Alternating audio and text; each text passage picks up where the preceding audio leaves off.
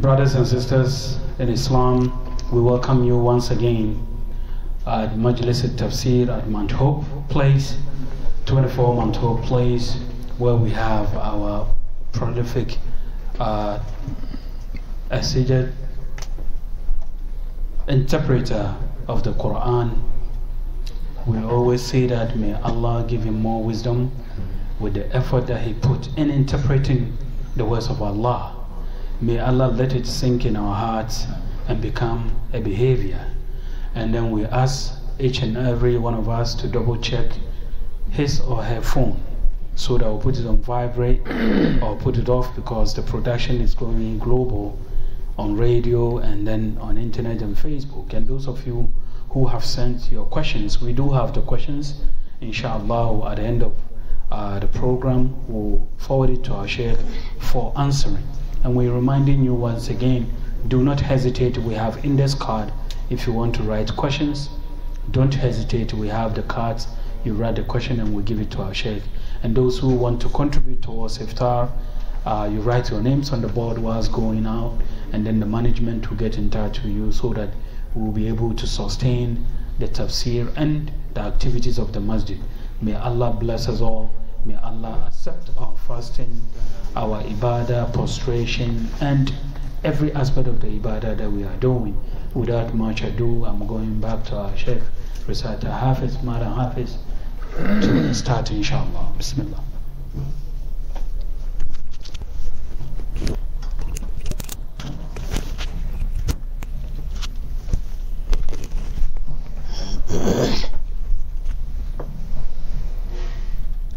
أعوذ بالله السميع العليم من الشيطان الرجيم.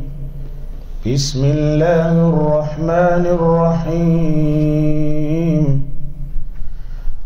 قل هو الله أحد الله الصمد لم يلد ولم يولد ولم يكن له كفوا أحد.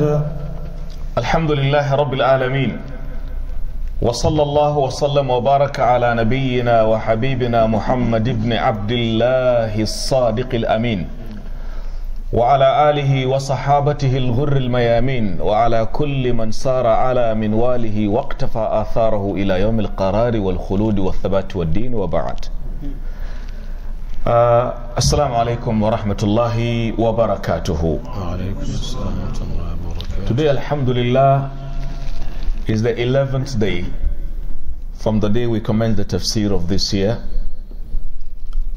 which is the 12th day of the month of Ramadan, 1439. Some few questions before starting the tafsir properly. People keep on asking, can I combine prayers on a journey? Somebody, for example, traveling from New York City, say to New Jersey or places like Connecticut here, they are looking at the proximity. Then the answer to this is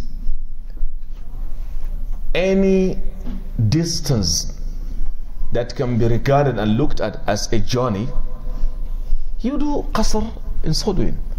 So if the New Yorkers believe going to New Jersey amounts to a journey, a trip, so be it. Similarly, if traveling from here, say to Connecticut here, for example, is a journey. So I will ask you, you are those who live in New York here. I mean, does someone going from here to New Jersey, does that traveling constitute a trip? Is it taken as a trip? Do you say he has traveled to New Jersey from here? No. So it is you do qasr. Somebody traveling to, just like I've said, just your neighboring state here, Connecticut, is also a journey. Let alone places like Massachusetts, Maryland, as far as places like Atlanta. So if the people living in a community believes that going to so place is a journey, qasr should be done. Yes. Sheikh, what is the estimated distance? Usually 48 miles. All right, usually. But I want to tell you that the Prophet ﷺ has shown us that anything that is a journey, you do qasr. Take for example somebody taking, leaving Mecca to Mina. You've been to Mecca, a lot of you know.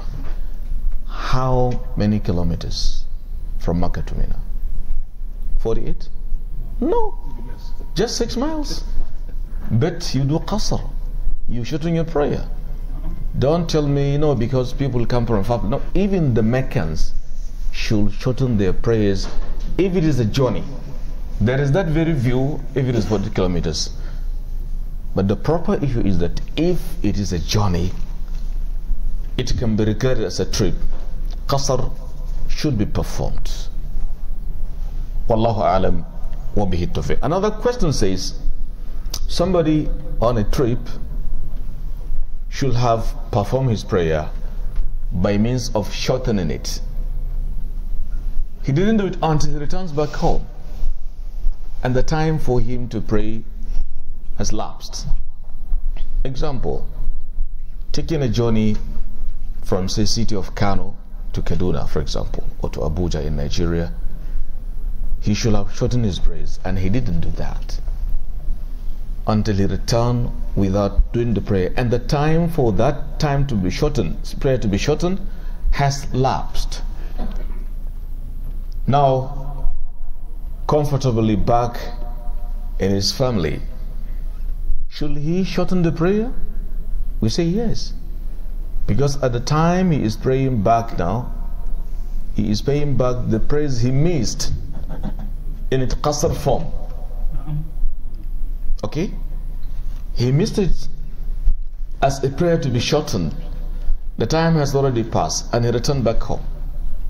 So qadaha safariyah or hadariyah, regardless of the time, as long as he has missed the prayers, so he does it in accordance with its nature. I hope these answers are okay for the one that sends the question before properly answering your own later. Now, how about if it is vice versa? This person hasn't, initiated, but he's slacking to the extent he hasn't made pray, and then he started his journey. He didn't pray? Yeah. Like someone is going to travel, and due to some reasons he couldn't pray before he leave. So as he initiates his journey, can he, is he going to make qasr or he has to complete? If somebody, before taking off, you want to leave your home on a journey, you should have prayed Zuhr, because the time of Zuhr has already reached, and he didn't do that. He sets off for a journey. Don't forget, he should give 4 units, complete 4 rak'ats. He didn't do that until he has started his journey. When he reached his destination, qasr started in full swing. He should remember the prayer he didn't was in its full form, not to be given in a shortened form. That's the issue. Wallahu ta'ala a'lam wa bihi tawfiq. اقرأ. أعوذ بالله السميع العليم من الشيطان الرجيم. بسم الله الرحمن الرحيم. إنا أرسلنا نوحا إلى قومه أن أنذر قومك من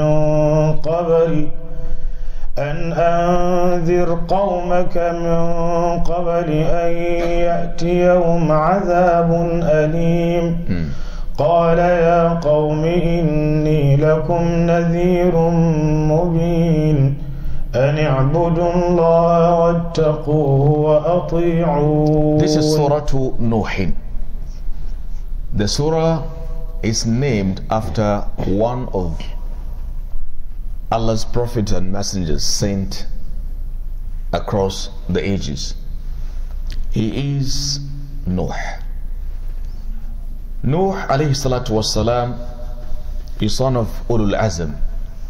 فاصبر كما صبر أولو العزم من الرسل. Ibrahim, Nuh, Isa, Musa, and Muhammad sallallahu alayhi wa sallam.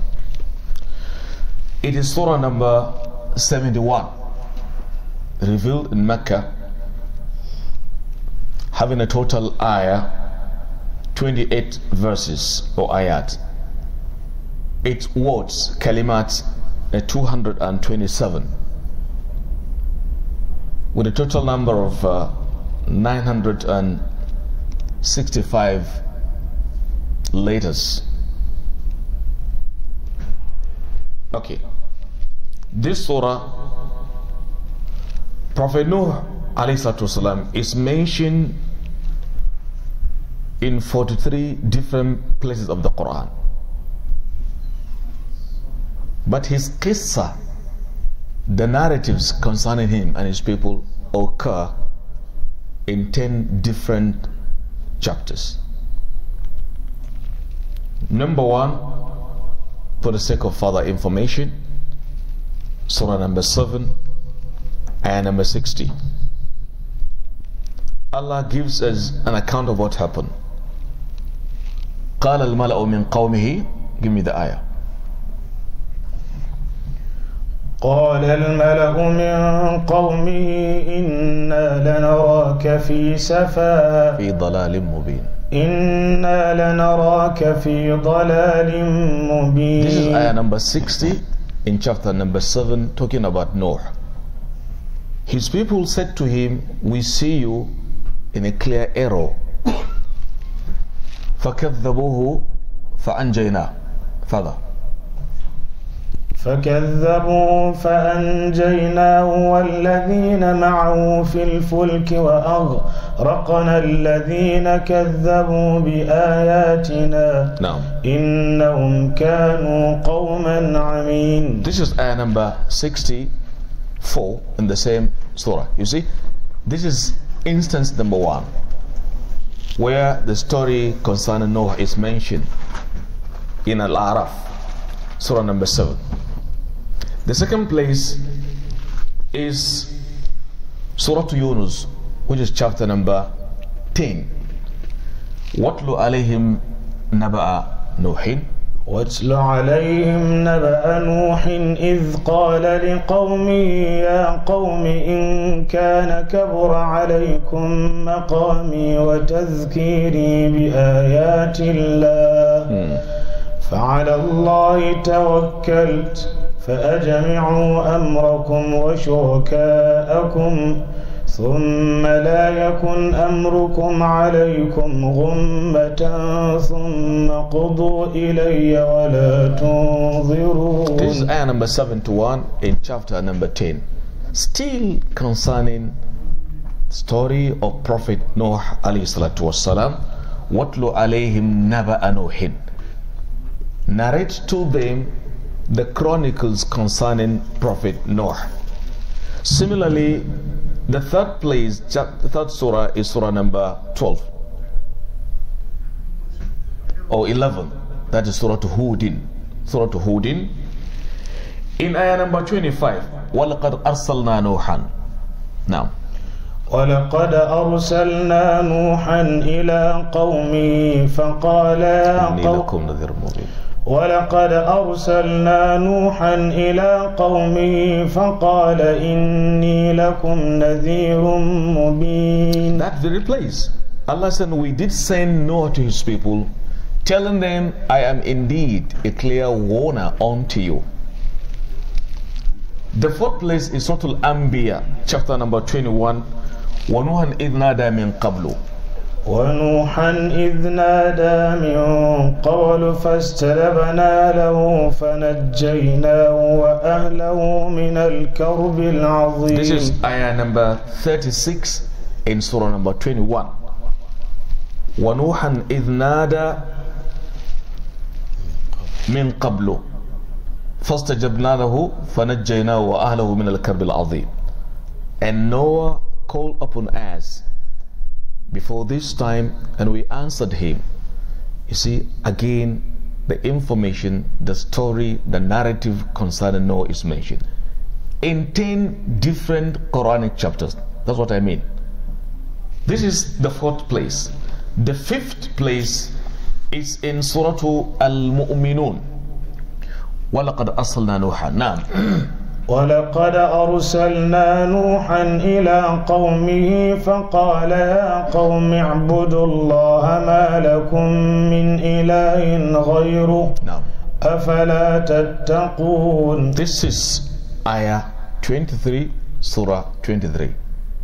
Allah said, وَلَقَدْ أَرْسَلْنَا نُوحًا إِلَىٰ قَوْمِهِ فَقَالَ يَا قَوْمِ اعْبُدُوا اللَّهَ مَا لَكُمْ مِنَ الْغَيْرِ أَفَلَا تَتَّقُونَ. We did send Noah to his people, telling them, my people fear Allah. The 6th chapter, where his story is mentioned, is Surah Shu'ara, Surah number 26. كذبت قوم نوح كذبت قوم نوح المرسلين. نعم. إذ قال لهم أخوهم نوح ألا تتقون. 2 ayats, ayah 105 and 106. كذبت قوم نوح المرسلين. People of Noah denied the messengers.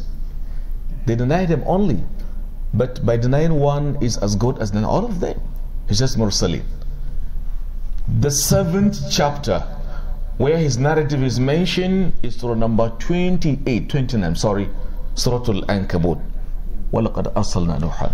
ولقد أرسلنا نوحا إلى قومه فلبث فيهم 1000 سنة إلا 50 عاما. Now, فأخذهم الطوفان وهم ظالمون. Ayah number 14, Surah number 29.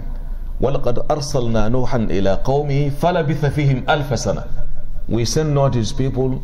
He lived, he tarried amongst them 1000 years minus 50. You can see how long he has taken preaching to the people, calling unto them. The 9th or the 8th place is Surah Al-Yaqatin, Surah number 38. Naam. وَلَقَدْ نَادَى نُوحٌ. ولقد نادانا نوح فلنعم المجيبون. نعم. ونجيناه وأهله من الكرب العظيم. 2 verses 75 and 76. وَلَقَدْ نَادَانَا نُوحٌ فَلَنِعْمَ الْمُجِيبُونَ. Noah called upon us. How good are those who respond to his calling. That is the 8th chapter, where his story is in detail given. But he is mentioned in 43 different places. The 9th chapter is Surah Al-Qamar. كذبت قوم نوح كذبت قبلهم قوم نوح فكذبوا عبدنا وقالوا مجنون. كذبت قبلهم قوم نوح فكذبوا عبدنا وقالوا مجنون وازدجر. فكذبوا عبدنا وقالوا مجنون. سبحان الله. كذبت قبل مطعين إلى الداع يقول كذبت قبلهم قوم نوح. نعم. فكذبوا عبدنا وقالوا مجنون وازدجر. كذبت قبلهم قوم نوح فكذبوا عبدنا وقالوا مجنون وازدجر. That very place, ayah number 9 in Surah number 54, Al-Qamar. Allah said, before the people of Mecca, people of Noah denied the message. They told him he's just a madman. Was dujr, he was shouted down. Finally, the 10th chapter, where his stories are mentioned, is the surah we are right now reading. Surah Nuh, and you have heard it. Inna arsalna Nuhan ila qawmihi. May Allah get us right. Inna arsalna Nuhan ila qawmihi an anzir qawmaka min qabli an ya'tiyahum adhabun alim. Indeed, we've sent Noah to his people, an anzir qawmaka, that you should warn your people. Min qabli an ya'tiyahum adhabun alim, before a painful punishment descend upon them. You see, people have to be warned before being punished. وَمَا كُنَّا مُؤَذِّبِينَ حَتَّى نَبْعَثَ رَسُولًا. Allah said we don't punish until we have warned you, because to be forewarned is to be forearmed. If you have been warned, reminded, but you remain adamant, arrogant, whatever that comes consequent upon that, you have yourself solely to blame. So Allah said, we sent Noah to his people, warn them before painful chastisement later descends on them. قال يا قوم إني لكم نذير مبين. He said, oh my people, يا قومي. Originally يا قومي, but there is removed. يا المتكلم. يا قومي. No? In an affectionate tone. Ya qawmi, oh my people. There is a kind of possessive case to indicate what affection and rahmah and mercy. Ya qawmi, oh you my people. Inni lakum, certainly I am to you or for you nadhirum mubin, a clear warner. You see, nadhir is the opposite of what? Bashir. If you have nadhir, opposite is Bashir. Our Prophet is Nadhir and Bashir sallallahu alaihi wasallam. So you call somebody Muhammad Nadhir, Muhammad Bashir, it's okay. Bashir is the good news bringer, glad tidings bringer, so to say. Nadhir a warner. So inni lakum nadhirum mubin. I am unto you a clear warner. Naam. أن اعبدوا الله واتقوه وأطيعون. Commanding you, أن اعبدوا الله, number one, واتقوه, number two, وأطيعون, that you should worship Allah. Worship Allah, أن اعبدوا الله. You see, نعبد is from اعبدوا, you have abdu, because somebody Abdullah, Abdul Karim, Abdul Rahman. If you name your boy Abdullah as an example, Abdul Karim, don't stop at just Abdul. Why Abdul? It's a new style. You want to be stylish? Why don't you say Abdullah? By saying Abdul, servant of who? Assign him to his creator, because he is documented with the angels as Abdullah. And you allow him to go answering Abdul, Abdul, because you are civilized, you are progressive. No, you are retrogressive, backward. Abdullah, Abdul Karim. If it is female, it is Amatullah. That correct? Amatul Rahim. So, Ani Ibudullah, you should worship Allah. So the word Ubudullah, worship is exclusively for Allah. There is a program back home in Nigeria, they call it NYSC. If you finish your university, you go and do service for a whole year. National Youth Service Corps. Our journalists give wrong translation to service. They say Bautar Kasa. It's a pathological mistake, catastrophic mistake. Bauta is exclusively for Allah. You don't bow to anybody but Allah. You say Khidimar Qasa. Some are ignorant. That is why journalism should be Islamized. Try to bring to bear Islamic civilizational values. It's very important. Don't say Bautar Kasa or Bautar Iyai. No. Bauta is only for Allah. Khidmah is okay. Ani ibudullah, you should worship Allah. Wattaquhu, and you should fear Him. Revere Him. Because at-taqwa, fear of Allah is what? Is fear of Allah the way you fear a snake, a cobra, an anaconda, a road mishap, conflagration? No.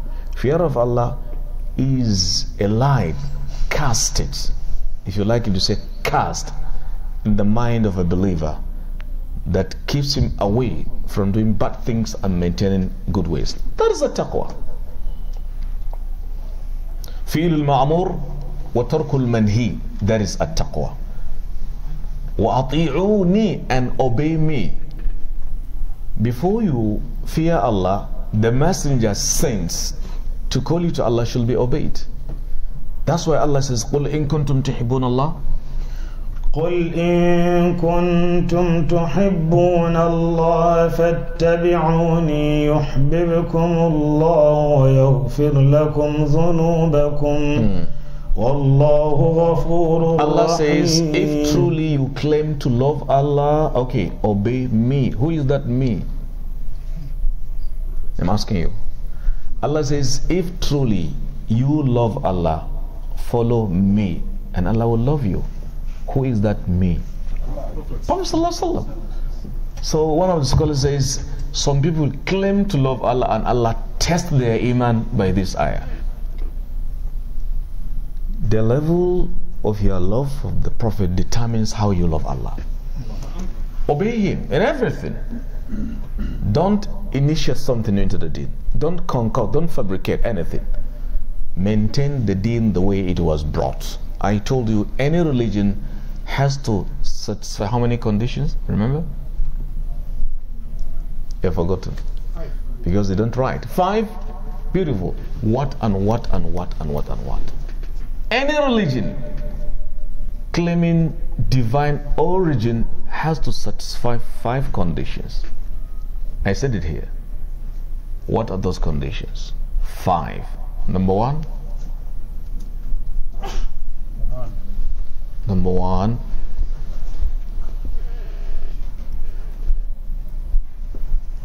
We are silent. Number 1. Its source. Source has to be from. The source has to be from Allah. Allah says, Inna dina inda Allahil. So Islam is from Allah. Number 2, it has to maintain its originality. No bid'ah should be there. It should be the way it was revealed. That is originality. Anything new should be discarded. And number 3, unchangeability. You can't change it. Can you say, well, let's bring a new change that Maghrib should be 4 rakats now? We shall add a different surah to the Quran? No. That's the meaning. And number 3, such a religion adapt to anything good. The way you go to Hajj can be through the road, by air, on the back of camel. The ways to achieve the ibadah is not bad if you change it, depending on your time and the situations. But the core act of ibadah cannot be changed.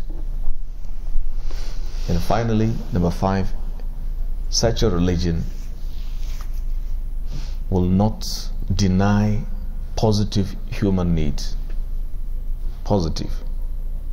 You need to sleep. You need to eat. Any religion telling you before you become saintly, you have to deny eating. Discard your wife. Celibacy is not Islamic. Monasticism, okay? 5 things are very important. My point is point number 2, originality. So, ani ibudullah, obey Allah. Worship Allah. Wattaqu wa ati'uni, obey me. All the messengers are to be obeyed. Similarly, you obey the Prophet ﷺ without introducing anything new. If you do so, listen to the answer. يغفر لكم. يغفر لكم من ذنوبكم ويؤخركم إلى أجل مسمى إن أجل الله إذا جاء لا يؤخر لو كنتم تعلمون. يغفر لكم من ذنوبكم. Allah will forgive you your sins. وَيُؤَخِّرْكُمْ إِلَىٰ أَجَلٍ مُسَمَّى, and deprive you, that is, to give you a delay to a certain term of time. The time He appointed, Allah would delay you. Now, those living today are enjoying that delayed time before finally you die. The ulama call this waqtul muhla. Al-muhla is the period at which your life is not yet taken, so that you may maximize the chances of coming near Allah the Almighty. Okay? There is beauty in that, because the more the times are delayed, the more the chances of doing istighfar more, doing good things. You see, some people today are dying abruptly. So, oh, he died. We just left a session with him. No single headache or any stomach trouble. It keeps on happening. It keeps on happening. Just last week I was phoned from back home, Kano.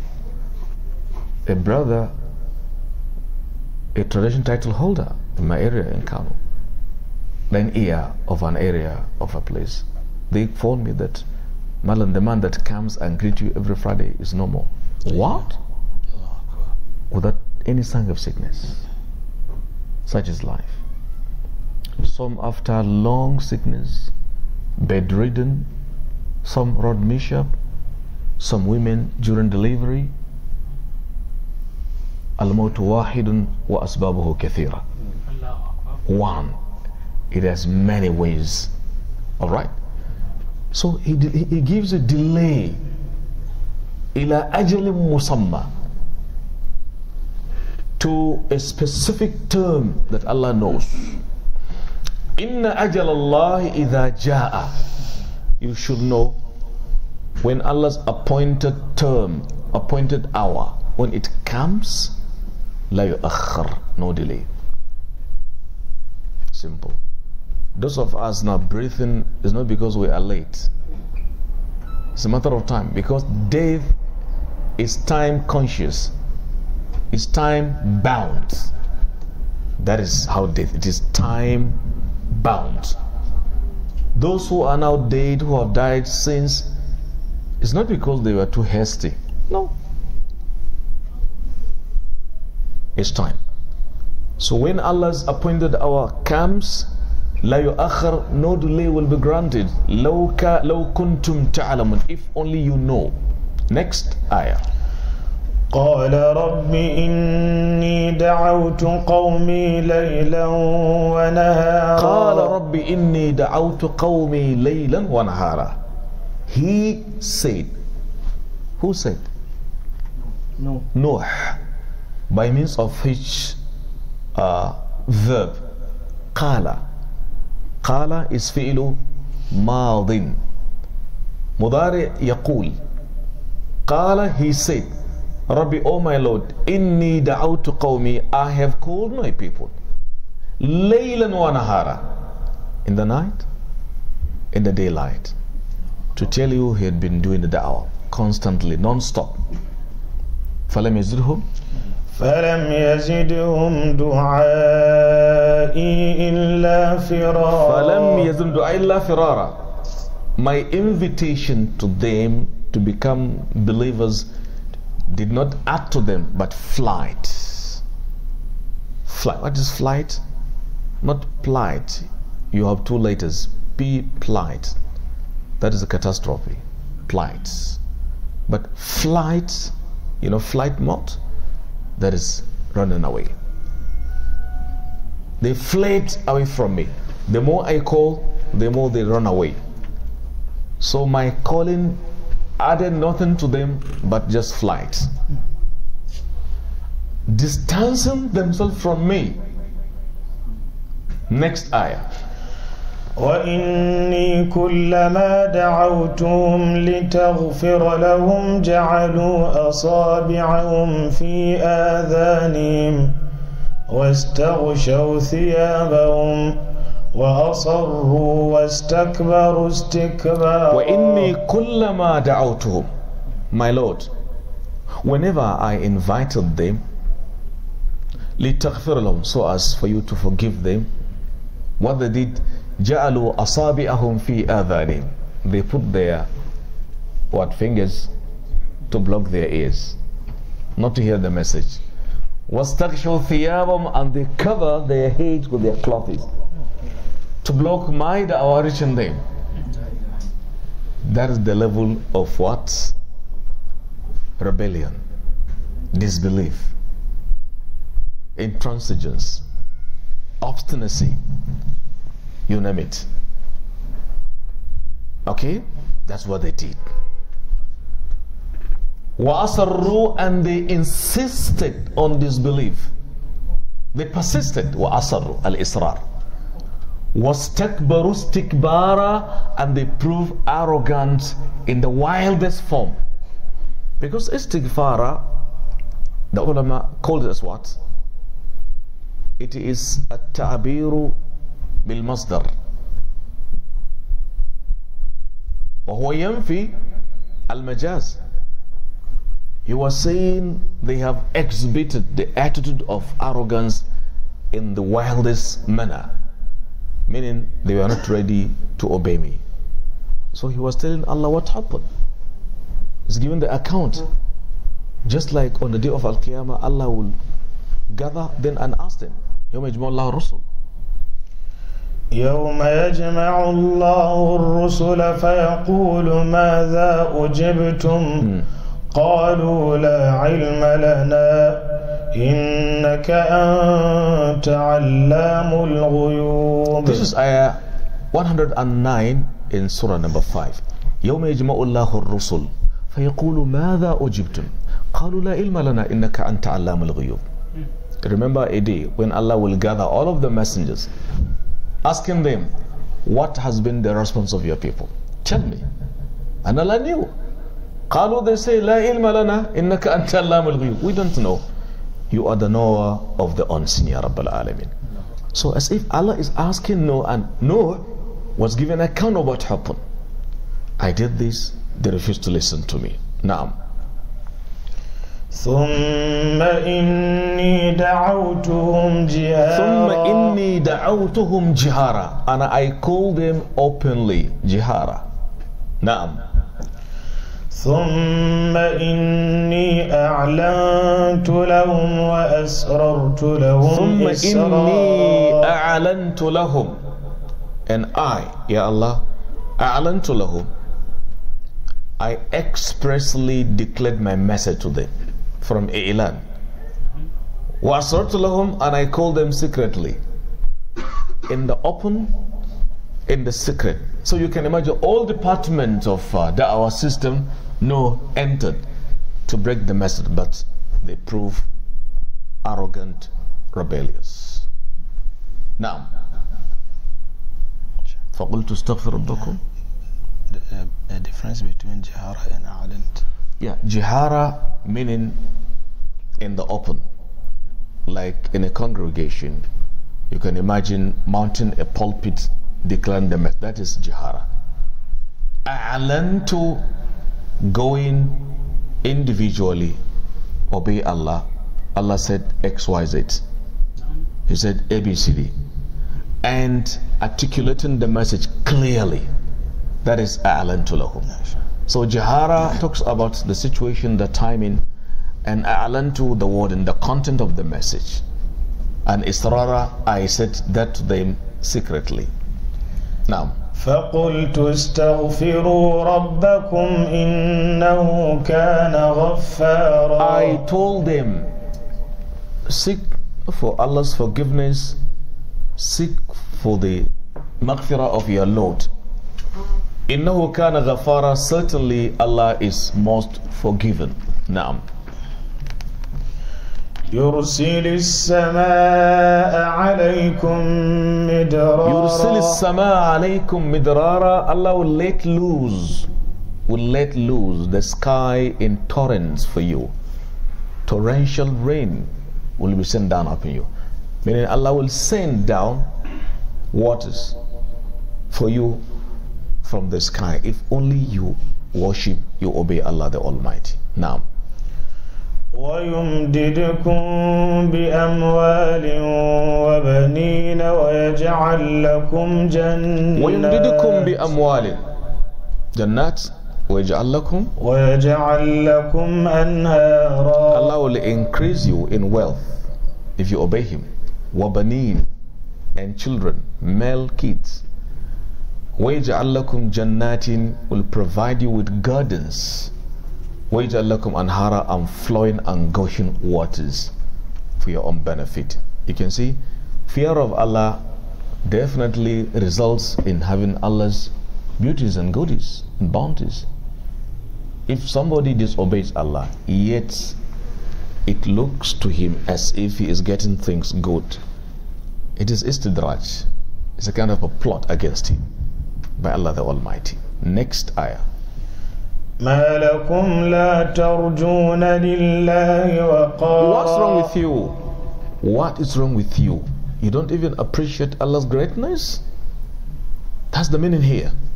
Because waqara, why don't you become pleased and become tranquilized in obeying Allah the Almighty? From al-waqar. Naam. وَقَدْ خَلَقَكُمْ أَطْوَارًا. وَقَدْ خَلَقَكُمْ, whereas Allah created you atwara, in stages. Atwara. Zygote, biologists here, you will tell me. Embryo, until what? Then you come to the world. Then you grow. Then you are old. Then you atwara. Stage. That's لَتَرْكَبُنَّ طَبَقًا عَنْ طَبَقٍ. That is atwara. Allah created you in stages. Now, أَلَمْ تَرَوْا كَيْفَ خَلَقَ اللَّهُ سَبْعَ سَمَاوَاتٍ طِبَاقًا. أَلَمْ تَرَوْا كَيْفَ خَلَقَ اللَّهُ سَبْعَ سَمَاوَاتٍ طِبَاقًا. Haven't you seen how Allah created the seven heavens in layers, one upon the other? That is tibaqa. Didn't you this? You see, you look at this in order that your iman will be amplified. Now, وَجَعَلَ الْقَمَرَ فِيهِنَّ نُورًا وَجَعَلَ الشَّمْسَ سِرَاجًا. وَجَعَلَ الْقَمَرَ فِيهِنَّ نُورًا وَجَعَلَ الشَّمْسَ سِرَاجًا. And Allah created and places in them, the seven heavens, al-qamara, the moon, nuran, as a light. Okay? وَجَعَلَ الشَّمْسَ سِرَاجًا. And Allah made the sun a burning lamp. Any difference between the light of the sun and that of the moon? Scientifically, they say that at what velocity, how many kilometers does the light sun travel from here down here, according to the calculation? 93 million 93 million miles. per Miles. La ilaha illallah. In second or in a minute? Ya Rabbal Alameen. Can you hear it? So they are saying the moon, its light is a borrowed light. Borrowed light. But the light of the sun is a burning lamp. Source of energy. It travels at this wonderful speed in a second, and it reaches Earth. Sources of our energy. Alright? That is why the light of the sun is by far more pronounced by many incalculable degrees than that of the moon. But they are both Allah's properties. So Allah says, why don't you look at these things? Celestial bodies created for you to have your iman reaffirmed. But unfortunately, you turn against Allah's teachings and His messengers. Allahu Akbar. Naam. والله أنبتكم من الأرض نباتا. والله أنبتكم من الأرض نباتا. It is Allah who أنبتكم, germinated you. Imagine, we are likened to the vegetable kingdom because it's أنبتكم. Allah produced, germinated you the way the corn is germinated, the millet, the rice is germinated. So you and the vegetable kingdom are likened together. Do you know that? Do you know that the sky is like a man? I say like. And the earth is like a woman. How? The man meets his wife during their sonatic mating. He releases his sperm and she absorbs it. Day in, day out, she takes in. The stomach is swollen on account of the babe being carried. Is that correct? Yes. Soon she puts to bed. In the same like manner, it happens with the earth. The sky brings water. The earth takes it and swallows it. It is overgrown with what? Exactly. And then it opens, it's out. Just as it happened with the plant, so you are. So he says, Wallahu ambatakum. It's from Nabat. Allah will have said, Wallahu khalaqakum min al-ardi khalqa. So from this angle, we are likened to the vegetable kingdom. Wallahu ambatakum min al-ardi nabata. Allah germinated you from the earth, nabata, in a grand style. Okay? ثم يعيدكم فيها ويخرجكم what? إخراجا. And ثم يعيدكم, and later Allah takes you back to it. That's the idukum. You see, ambata aada. He originated you, germinated you, and soon he takes you back. But really, who are taking people back to the grave? Allah himself or human beings? When somebody dies, is it Allah himself? No, human being. Then you say Allah. Physical body. Yeah, because the whole thing is by Allah. ثُمَّ أَمَاتَهُ فَأَقْبَرَهُ. Allah causes his life to come to an end, and then he engraves him. So Allah is doing it. Your father has been feeding you, but you say Allah cheated. Your father, just causality, is a means through which Allah feeds you. Allah educated me. Though your professor, your doctor teaches you, they're just kind of a mechanism through which Allah uses in teaching and explain things to you. So ثُمَّ يُعِيدُكُمْ فِيهَا, Allah takes you back فيها, into the earth. If you want to see this, Allahu Akbar, go to the graveyards. Go. One scholar says every day go to 5 places and your knowledge will be increased. Go pay visit to 5 different places and your knowledge, your iman will be amplified. Number 1, go to the graveyards. You will know really people are dying. Believe you me. Because by the time you've taken somebody to bury, if the burial reaches this point, next week you will see has crossed over. That will let you know, okay, I am going to be cut off by the nemesis one day. So go to the graveyard so that you will know you cannot survive it. Day in, day out, you cannot survive the count. That is number 1. Number two, he says go to hospitals and health centers. You will see people, millionaires,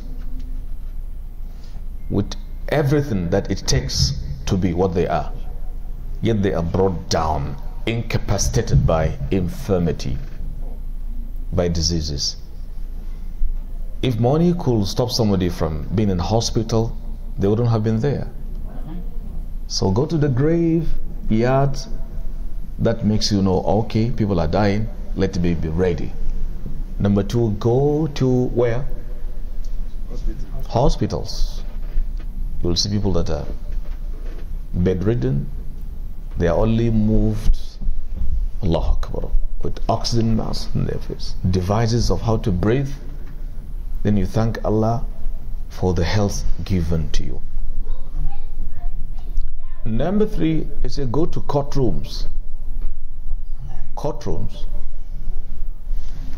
You will see prisoners brought. Nobody is allowed to walk from this place to that place. He's looked after in chains. So you thank Allah for the freedom of movement, and that also helps you to appreciate the good attitude. Maybe they have done something bad which resulted in the situation they are in. So we thank Allah for that. Number 4. I told you first go to where? Graveyards. There is a clear knowledge there. Hospital. Prison yards. Did I mention that? Okay, courts. Yeah, exactly. I think courts and prison, same, they give the same message. And number 4, he says, go and take a look at greenish vegetative cover. You get it? You see green plants to appreciate حدائق ذات بهجة. You see the beauty of Allah's creation. You know somebody didn't do that. It is Allah, Wahidul Ahad, Al-Qahar, Al-Fa'al, Lima Yurid. So graveyard, hospital, prison yard, courts, and number 4, go to vegetative cover. Maybe the 5th one escapes me. What is important, Allah says, ثُمَّ يُعِيدُكُمْ فِيهَا. He takes you back.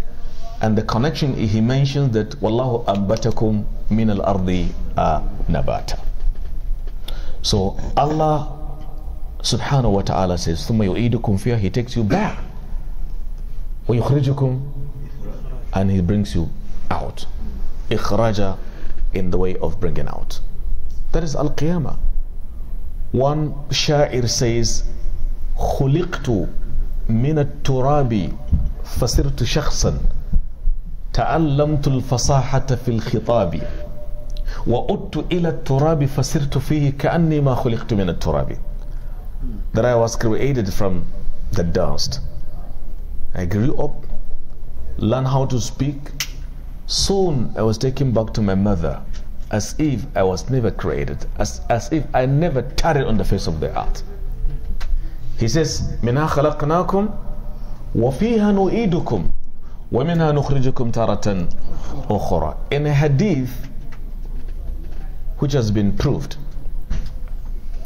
every day the earth makes a declaration. Whenever a believer is brought to the grave, it will say, Wallahi, you have been one of those I love so much, O you believer. Now you have been brought to me, you will see how Allah is going to honor you. In hadith. وَإِن كُنْتَ لَأَحَبَّ مَنْ يَمْشِي عَلَى ظَهَرِي وَإِذْ وُلِّيتَنِي فَسَتَرَى مِنْ كَرَمَةِ اللَّهِ عَلَيْكَ. You have been going on the face of earth and I love you because of your iman. You will see. Then the hadith says, وَيُفْصَلَحُ لَهُ فِي قَبْرِهِ ويرى مقعده في الجنة وهو في قبره. The grave will be widened, spaciously spacious. La ilaha illallah. And he will be receiving the blessings of the paradise in the grave. Allahu Akbar.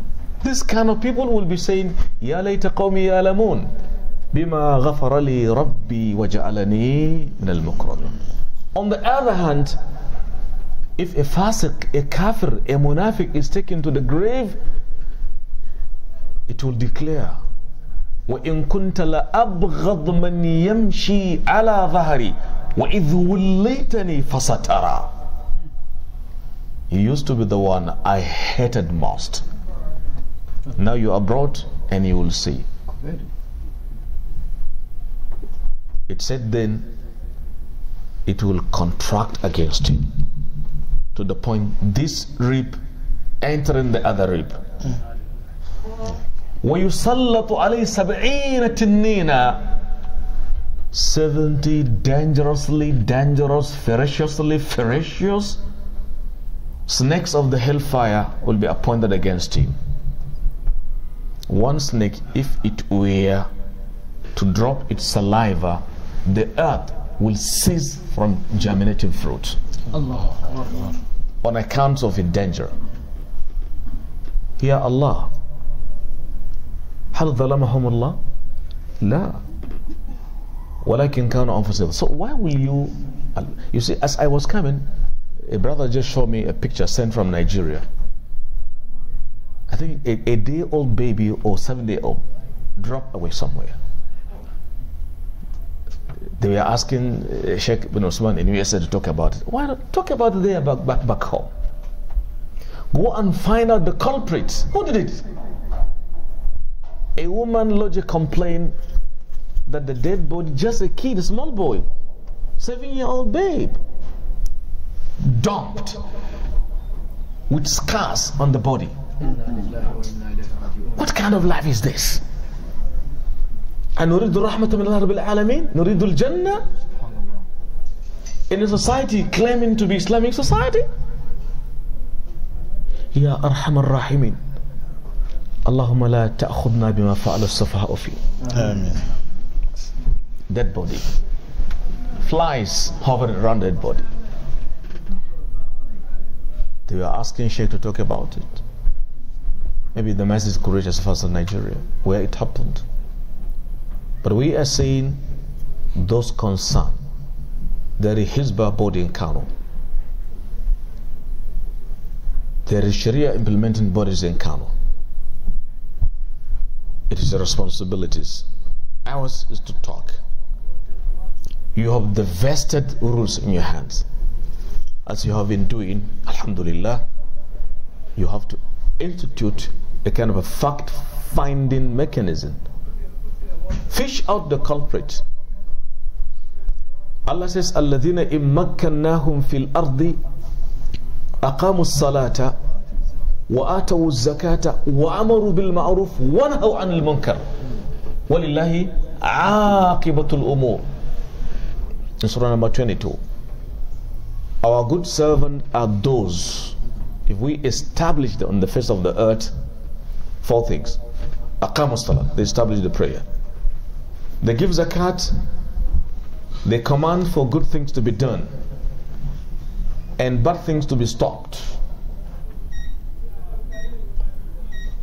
I'm saying, if a munafiq, a kafir, a sinner will be treated by the earth in this manner, so do you have the guarantee, doing things like this, do you have the guarantee earth will not talk to you in this manner? جزاء وفاقا نسأل الله السلامة والعافية. Next ayah. والله جعل لكم الأرض بساطا. والله جعل لكم الأرض بساطا. Allah has made for you the earth as an expanse, expanded. You know, the earth is widened. You travel from here to any part of the world without using any contraction. Bisata. Naam. لتسلكوا منها سبلا فجاجا. لتسلكوا منها سبلا فجاجا. So as for you, you travel on the face of the earth, subulan fijaja, many roads and passages. Because fijaj is from faj min kulli fajjin amiq. Different divergent ways. From New York City here, you travel to any part of America. 50 states here. You can even go to Canada. You can go to even Africa. Fijaja, many roads. Who did that? Allahu Rabbul Alameen. Now.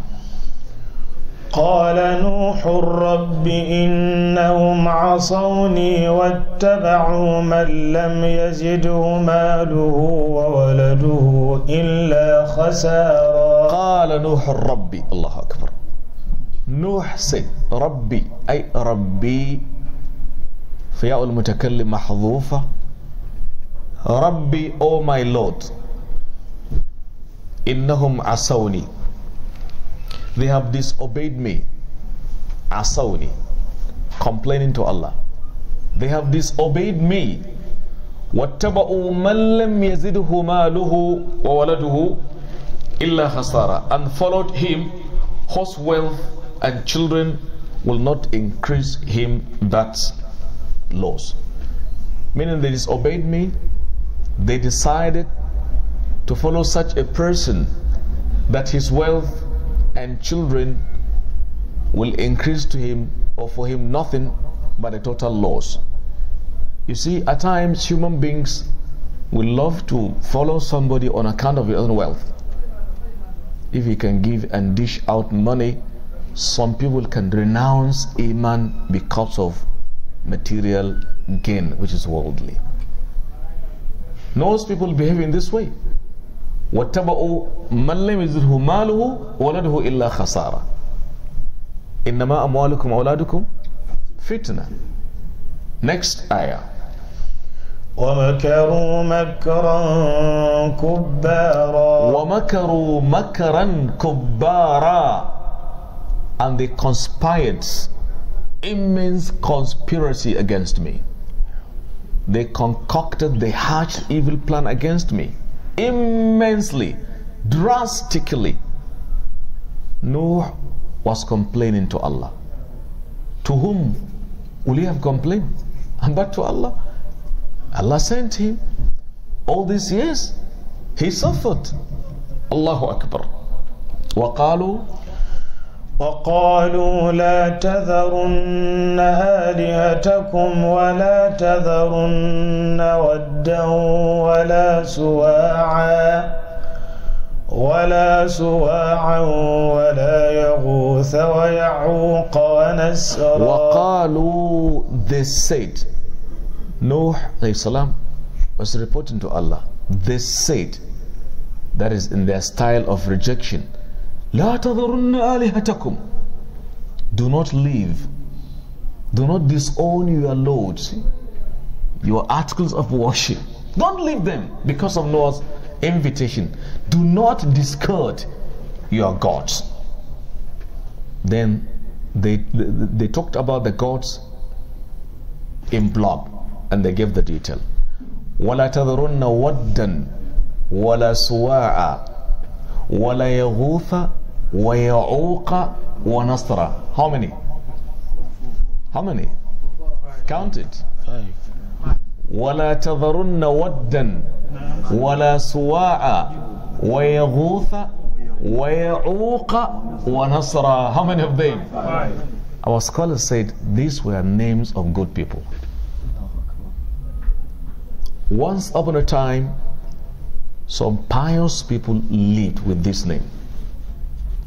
They preached good things, but after their demise, they have passed away. In their love for these people, they degenerated to the point of worshiping them. See the trouble?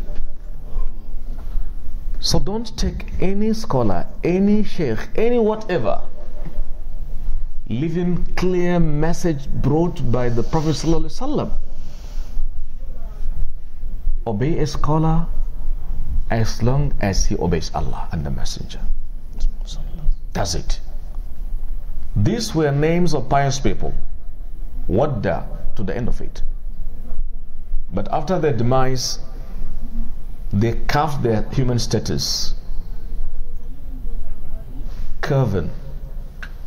They placed them in form of idols. Satan came in.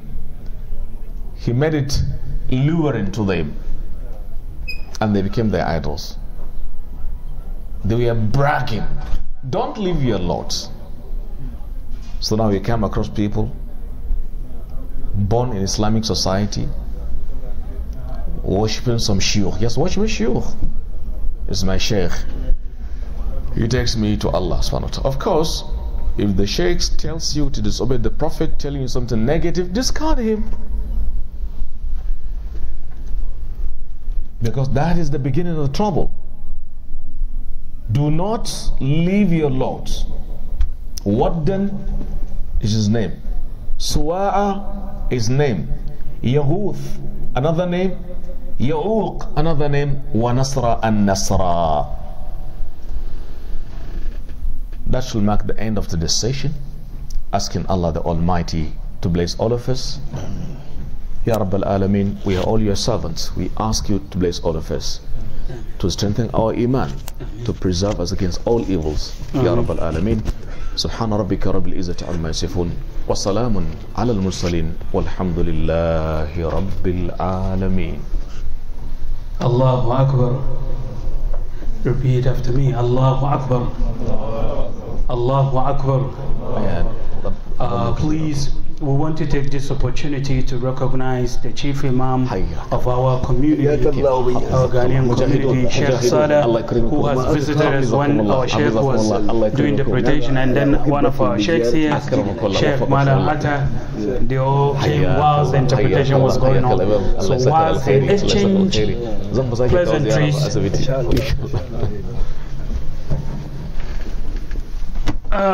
as we say, تصدقوا كل يوم في رمضان. Please let us give dearly for the sake of Allah. Inshallah. Please.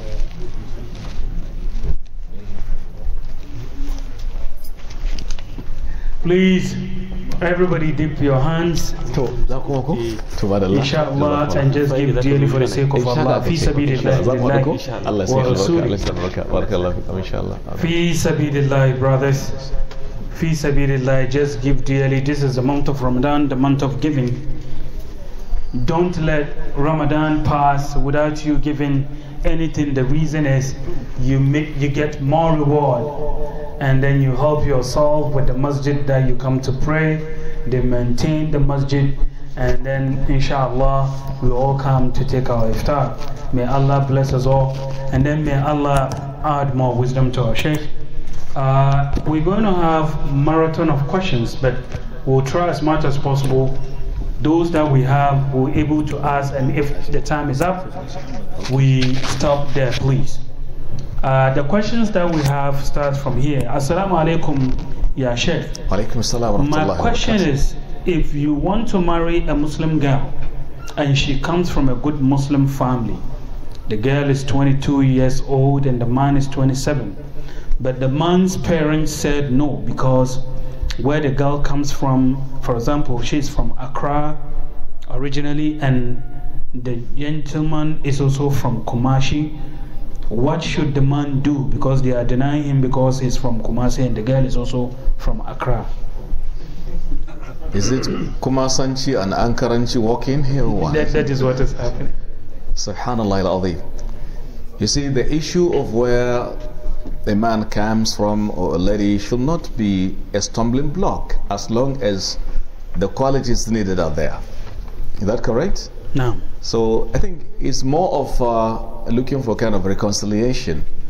You should maybe go and look the imams in, say, Neema, for example, in Accra, or in Kumashi. Please go and look, why is this thing happening?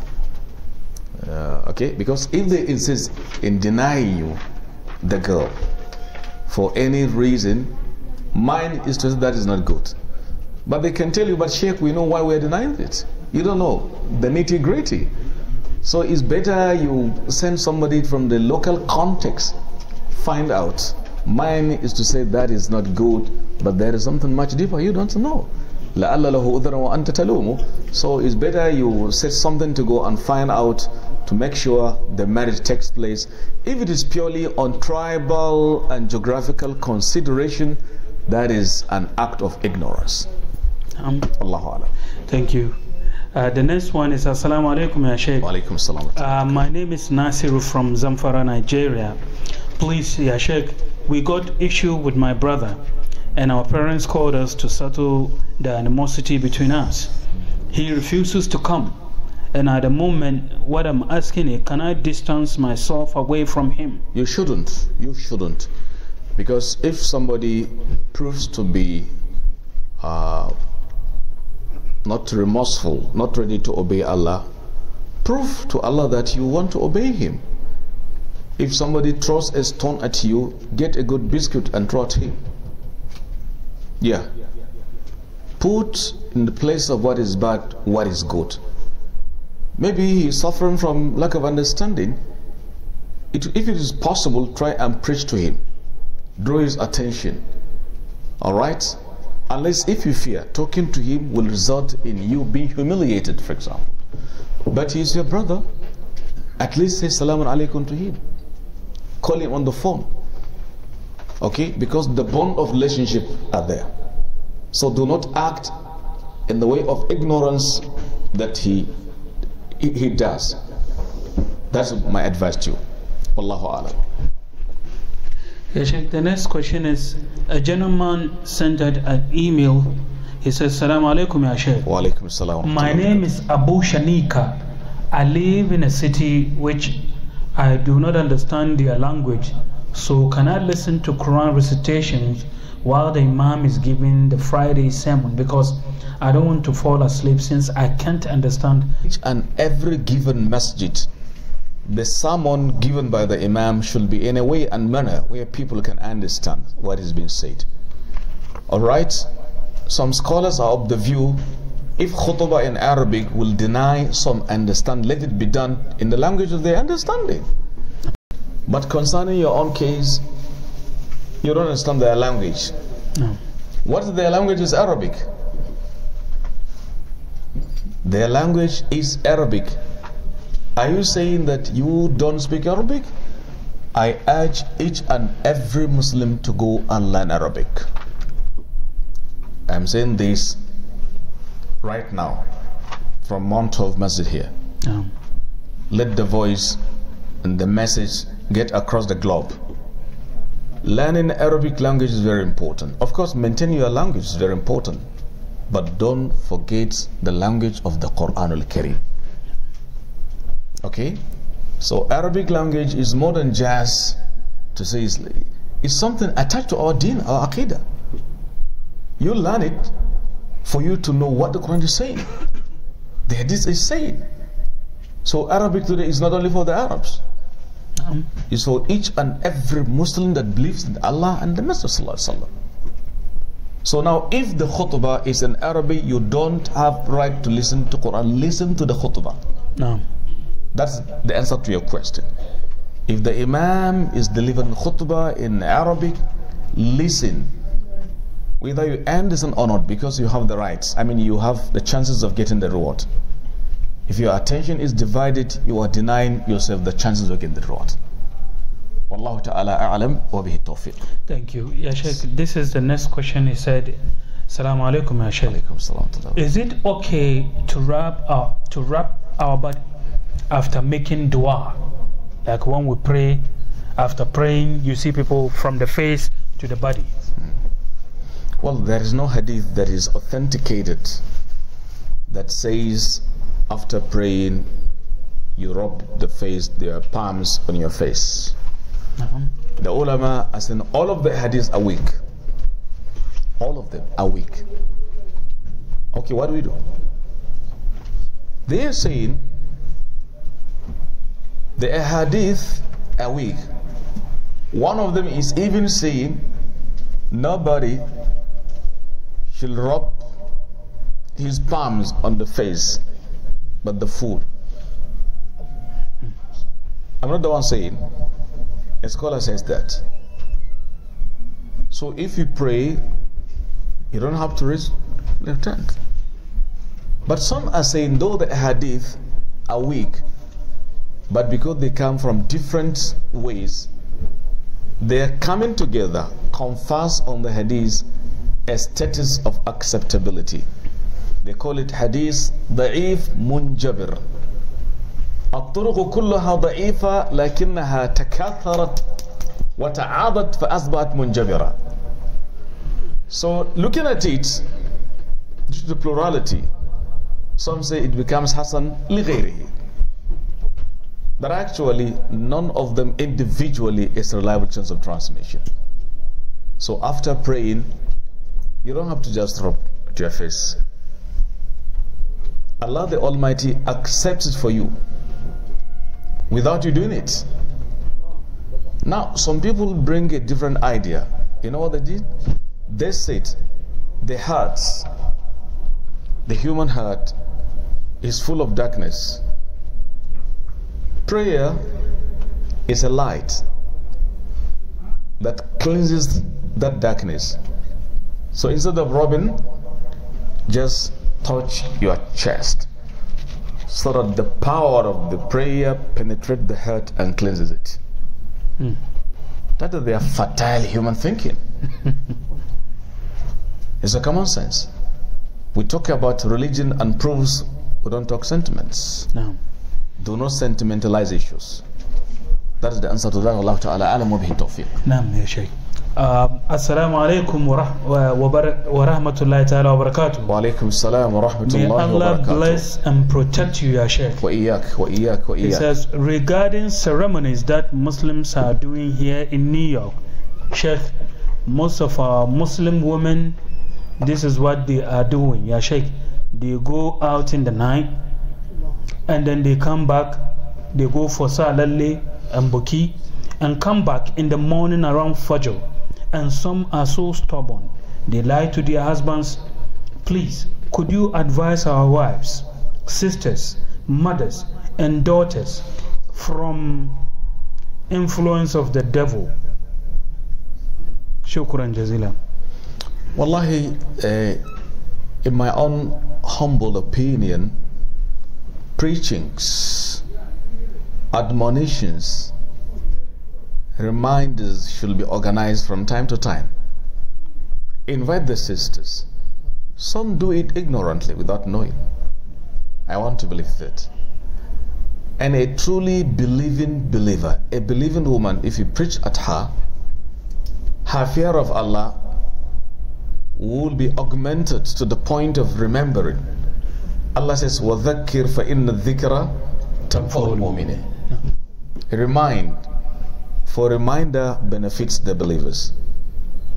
That is number one. Number two, some husbands are carefree. They don't keep watchful eyes on their wives. Some as if the wives are the controllers of the house. Similarly, they don't have time sitting to their daughters and tell them what should be taken. And Allah says, "O anfusakum wa ahlikum nara wa quduha an-nasu wal hijara." So my opinion or my advice is that you should be organizing preachings. Like for example, back in Africa, in the month of Ramadan, Tafseer session is not only for men. Women too have their own share. In a lot of masjid, in my masjid in Kano, Nigeria, I have my deputies who conduct Tafseer for ladies. Because woman is the first school of your kids. She needs to be enlightened, she needs to be educated, she needs to be carried along. Believe you me, her vital role in proper child upbringing is much better than your own. By the time you go to your working place, your kids are with the mother. She's not breastfeeding them. They are imbibing her attitude. If you leave them without education, nothing is done. So I'm urging the Muslim New Yorkers if it is possible, every Ramadan, just as you're organizing this, do organize Tafseer session for sisters as well. Wallahi al-Azim. Or give them a place to participate in the listenership. It's very important. Mother takes in. She breastfeeds. She takes care. She tidies your children. Her utterances are the ones to be imbibed by them. And you leave her like that? No. It is our own fault. So my advice once again is that please do something. And it's not only in the month of Ramadan. No. From time to time, she'll be organizing preachings. Draw their attention. And be kind in preaching. Don't be harsh. Employ hikmah, leniency, compassion, understanding. Because we are trying to take her away from Satan. If you want to crush her, she says, I'll never listen to you. Satan has conquered. He has triumphed. Don't give your enemy that luxury, Iblis. May Allah guide us all together. Amen. Ya Sheikh. Ya Sheikh, the question is it okay in Islam for one to buy meat in a supermarket? It depends on the nature of the meat. Supermarkets are of many nature. If you are sure that the supermarket sells what you call halal products, what's wrong? But if you are skeptical, you are doubtful, you are afraid of eating something dead meat, not slaughtered, be careful. Thank Allah, now you have a lot of things all over the place here. If I can lay my hand on a meat that I believe has been slaughtered by a competent imam, knowledgeable, I don't have any right to go and buy what I have doubtful minds. Here in Bronx area, do you have shops selling halal products? No. So go and buy. Shops. If a Muslim brother sells halal product, at least you are helping to improve his economic status. No. And number two, you are preserving your iman. You are maintaining your civilizational sensitivities. You are teaching your kids how to obey Allah in a community like this. What's wrong? So keep your deen, your civilization alive. Wallahu alam. Ya Sheikh, Salaam Alaikum. Wa alaikum salam. This is Mubarak all the way from Ghana. Please, my question is, I started Ramadan, but after 5 days, I realized I cannot continue due to the effects of medication I'm taking. I'm going to be on this medication for a long time. I know I may have to feed, but I also, at the beginning of Ramadan, I offered to feed my community with pinkaso each iftar. Will this sadaqah be okay for feeding in place of my Ramadan paying back? But where did you get the idea of feeding? Basically, if somebody is sick, read Quran 2 ayah 1 and 3. يا أيها الذين آمنوا كتب عليكم الصيام كما كتب على الذين من قبلكم لعلكم تتقون أياما معدودات فمن كان منكم مريضا أو على سفر فعدة من أيام أخر. That is Quran. If somebody is sick or on a journey, let him eat and pay back on different dates. So your own case, you have to pay, not giving feeding. But now you are giving him pankaso for feeding. It's not to give pankaso or kose or whatever. What is important, are you that person that should give feeding? If you are sick or on a journey, what is said is you should repay. Eat. But on some different dates, فَإِدَّةٌ مِّنْ أَيَّامٍ أُخَرٍ. Who is to feed? An old person, over 80-year-old person. He cannot fast. Somebody permanently incapacitated by infirmity. I know of a person in my locality back in Nigeria. He's now dead for quite a long time. Wherever he will be going in his boot, were bowls of food. He had to eat after almost every 1 hour or 30 minutes. Oh. Otherwise, he wouldn't have lived. So the fatwa given to him, don't fast, just give food at the end of sunset. Similarly, a lady that is pregnant or is breastfeeding and has been established she cannot fast.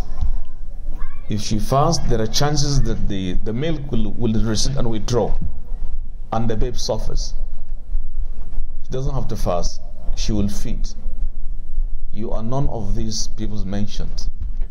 So why do you give feeding, my brother? Unless if the sickness has been proved, medically speaking, that it's not curable. Hopeless case. A'udhu billah. So you change status from paying to feeding. But in your own case, it's because of effect of medication. Keep on taking your medication. Get the number of the days missed. Later you just fast and not feeding. Allahu Alam. Yeah, Sheikh, in his question, I'm trying to probe, given Pinkaso, one piece of Pinkaso unit, can this stand for paying back your Ramadan? That is in case if he is a person to even feed. Okay. Let's assume he is the one that should feed. If you are the one to feed, don't give just one morsel of Pinkaso. Only one. If you are to be given, would that be enough for you? No. Pinkaso is a bowl of food, like a pancake, but done with milk. It's a typical Hausa nice dish. You are from Komashi, you don't know Pinkaso? Very surprised? Okay. It's a kind of a Hausa nice dish. It's rounded. You use it with a soup. Very nice, I can assure you. But just one bowl is not enough. Give what is enough for the person to be given. Okay? Wallahu alam. Yeah, Sheikh, the next question is Assalamu alaikum, Ya Sheikh. Wa alaikum salam wa rahmatullahi. Is it appropriate to donate zakat in a way that is tax deductible? I don't get it. Like how? Tax money is here. Like how? Who can explain to us? Maybe Mana Blamid. The question is it appropriate to donate zakat in a way that is tax deductible?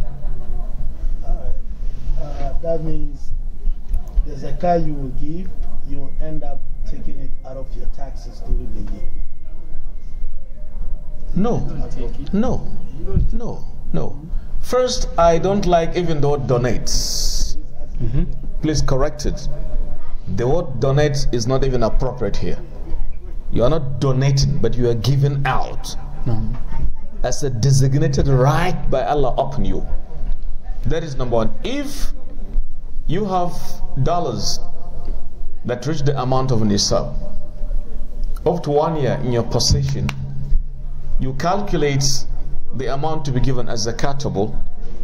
Take it to the people that Allah has mentioned in Quran chapter 9 verse number 60. Deductibility does not apply here. If you are going to deduct it to come back to you, you are going to Allah through back door. Don't do that. What I understand from the question is, yes. I'm not the one who gave the question. Yeah. But it's like somebody paying taxes. Can he take those taxes from the zakat he's paying? That's what. Somebody paying taxes. At the end of the year, we pay taxes here. Okay. So if that money of tax, can you consider that money as zakat? That's basically what I. No, that's not what he means. What he means here, okay, I mean, Bismillah. We are required by law of this land to report all our income to the government and report all our expenses. So when we report, in the process of reporting to the government, every money that you earn, if you take a portion of it and you give it out in the form of zakat, if you give it to a masjid or you give it to any charitable organization recognized by the government, you are supposed to report. Now the effect of that on your taxes is a different story. Okay. It could turn out to be a deduction on your tax burden. They don't give you the money back. They reduce your tax burden because they encourage you to do the zakat by their standard. Okay. I think so yeah. What the dilemma we have is that because we are required by our deen to pay zakat, we are trying to understand whether it's okay because we are obliged by the rule of the land to report our income. At the same time, we are also obliged by the rule of our deen to give out zakat. The question is, if you give out zakat and you don't report on your income, you are refusing to obey the law of the land. So how do you reconcile the two? That's very clear. Crystal clear. The law of the land requires you to do so. Do it. To remain in peace, not in pieces. At the same time, tell them, my deen requires of me to give zakat. And I have given X, Y, Z. It's a matter of documentation. So just report. What's wrong there? Just tell them, I have given zakat, so amount of money. What's the trouble there? If it's just reporting as you have said, Yes, it's reporting. what's wrong? The other thing is, What is the dilemma here? the dilemma is it reduces your tax burden. So that's the question we want to know, is that if you use your zakat to reduce your tax burden, is that okay or not? I think we can skip this question. We will talk with Sheikh, let him understand more. So that tomorrow, inshallah. You know, you have your special issues here. Yeah. So maybe give me He's a more taxman, information. so- You're a taxman, but Yes, he's a taxation officer. So give me more information. You will hear more, inshallah, tomorrow. Barakallah fina. Yes, fikum. please. We thank you so much. This is where we're going to stop. The last question. Okay, we take the last question, please. The last question, yeah, Sheikh. My question is: some people did say, please, the last question, please. Let's also ask a question. Only internet questions? The people, they are so. Okay, inshallah. Please, yeah, Sheikh. My question is: some people did say, I'm neither Sunni nor Bid'i. I'm just a Muslim. I need your clarification No, on that. that's wrong. You see, you cannot say I am neither I'm just a Muslim. No. It is necessary. Okay, you are a Muslim. There is a Muslim who says everything is Allah. He claims to be a Muslim. Do you subscribe to that very idea? There is somebody claiming to be Muslim but castigating the Sahaba of Muhammad sallallahu alaihi wasallam, abusing Abu Bakr, denouncing that the Quran is not complete. He's a Muslim, Quran quote. Are you like that? There is somebody who claims to be Muslim, but he says to him, he doesn't pray. I'm just a Muslim. Because if I am to pray, that is going to worry me in a working place. My working condition does not allow me to pray. He's a Muslim. Are you like that? No. So this kind of assertion is born out of ignorance. You must identify yourself. He says, Alaykum bi sunnati. I urge you to maintain my sunnah, says the Prophet ﷺ. Obey my sunnah. Unless if claiming to be Sunni or that causes trouble amongst you. You say, no, I'm a Muslim maintaining the sunnah. But I don't belong to any organization association, but I maintain the critical way of the Prophet. You're okay. So it depends on what you mean. But some are saying this out of lack of understanding. So my comment is I'm a Muslim, first and foremost, but of course, maintaining the sunnatic precept. قال الله قال الرسول قال الصحابة على فهم سلف الأمة. That is my ID to Allah the Almighty. Otherwise, it's rubbish. Wallahu alam. Please, we stop here, inshallah, because iftar time is up. Inshallah, tomorrow we'll continue with the tax question that was sent after we have explained to our Sheikh. Wa jazakumullahu khairan. Inshallah. سبحانك اللهم وبحمدك نشهد أن لا إله إلا أنت نستغفرك ونتوب إليك والسلام عليكم ورحمة الله. أبو الحميد أنت صاحب الخراج؟ نعم.